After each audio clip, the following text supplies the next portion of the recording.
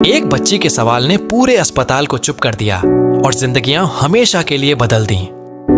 Sophia 7 साल की बच्ची ल्यूकेमिया रक्त कैंसर से जूझ रही थी। वो पिछले 6 महीने से अस्पताल में भर्ती थी, नाजुक जैसे कोई नन्ही चिड़िया। कीमोथेरेपी की वजह से उसके सारे बाल झड़ गए थे, लेकिन उसका मुस्कुराता चेहरा पूरे वार्ड को रोशन कर देता था। जब उसके माता पिता को बीमारी का पता चला तो उन्होंने कहा, हम ये खर्च नहीं उठा सकते, और फिर हमेशा के लिए उसे छोड़कर चले गए। हर रोज सोफिया मासूम आंखों से पूछती, नर्स आना, क्या आज मेरे पापा मम्मी मुझसे मिलने आएंगे? और नर्स आना गले में आंसू रोककर झूठ बोलती, हाँ प्यारी, वो बस थोड़ी देर से आ रहे हैं। लेकिन एक सुबह सोफिया ने दरवाजे पर 2 नर्सों को फुसफुसाते सुना, बेचारी छोड़ दी गई है, अब इसका कोई नहीं है, शायद यहीं अकेली मर जाएगी। सोफिया ने आंखें बंद कर लीं, जैसे सो रही हो, लेकिन उसके गालों पर आंसू बहते रहे। अगली सुबह कुछ असाधारण हुआ।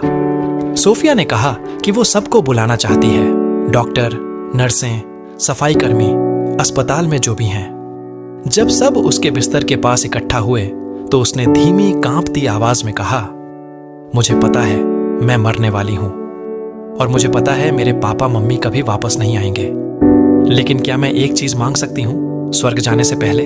क्या आप सब मेरी परिवार बन सकते हैं, सिर्फ एक दिन के लिए? कमरे में गहरा सन्नाटा छा गया। सबकी आंखें भर आईं। सोफिया ने आगे कहा, मेरी दराज में मेरी पॉकेट मनी है, मैंने 47 रुपये जोड़े हैं। मैं चाहती हूं एक परिवार की पार्टी हो, क्या आप मेरी मदद करेंगे? डॉ रिकार्डो, जो 20 साल से कैंसर विभाग के प्रमुख थे, पहली बार बच्चे की तरह फूट फूट कर रो पड़े। उस दिन पूरा अस्पताल रुक गया। डॉक्टर अपने बच्चों को लेकर आए, नर्सों ने छुट्टियां रद्द कर दी, सफाई कर्मी उसके चाचा चाची बन गए, और अस्पताल एक घर में बदल गया।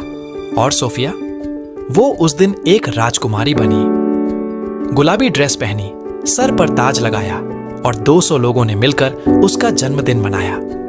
वो इतनी जोर से मुस्कुराई कि कई लोगों ने कहा, हमने सच में उससे रोशनी निकलते देखी। 3 दिन बाद वो हमेशा के लिए सो गई, चेहरे पर वही मुस्कान लिए हुए, लेकिन उसका सवाल वहीं रह गया, क्या आप मेरी परिवार बन सकते हैं? तब से वो अस्पताल कभी पहले जैसा नहीं रहा। उन्होंने प्रोजेक्ट सोफिया शुरू किया ताकि कोई भी बच्चा जिंदगी के आखिरी पल अकेला ना गुजारे।